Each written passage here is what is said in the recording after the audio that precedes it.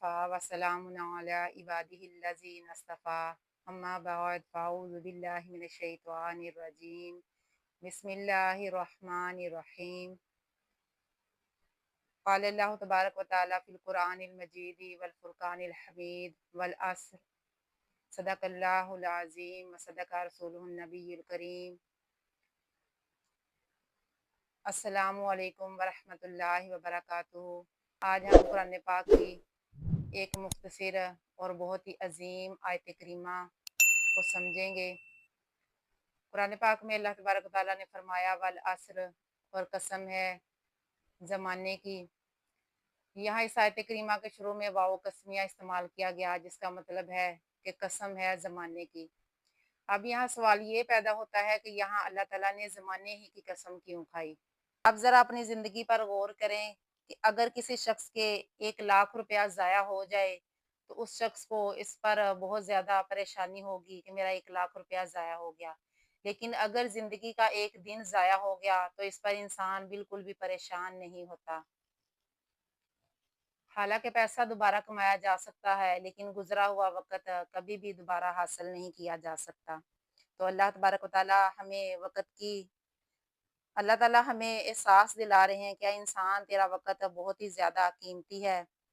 हर लम्हा जो गुज़र रहा है वो तुम्हारी ज़िंदगी का हिस्सा कम कर रहा है।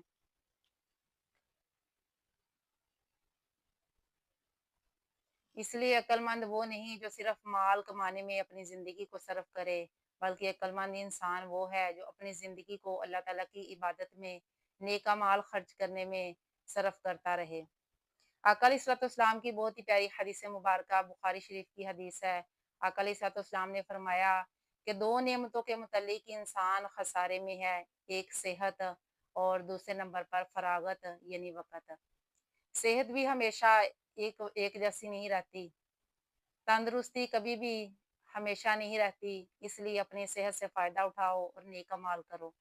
और ना वक़्त हमेशा एक जैसा रहता है, लिहाज़ा अपने वक़्त की कदर करें और अपने वक़्त को नेक अमाल में इस्तेमाल करें। देखिए सामीन, कुरान पाक की ये 3 अल्फाज वाली मुख्तसर सी आयत हमें एक बहुत ही अजीम दर्स दे रही है कि हम अपने वक़्त का अच्छा इस्तेमाल करें। अगर वक़्त ज़ाया हो गया तो ज़िंदगी का सरमाया ज़ाया हो गया।